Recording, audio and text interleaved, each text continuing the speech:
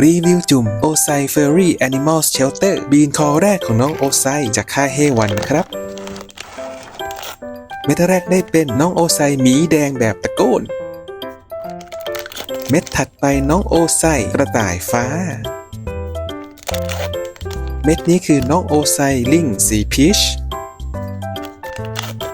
ถัดไปโอไซกระต่ายฟ้าซัมจ้า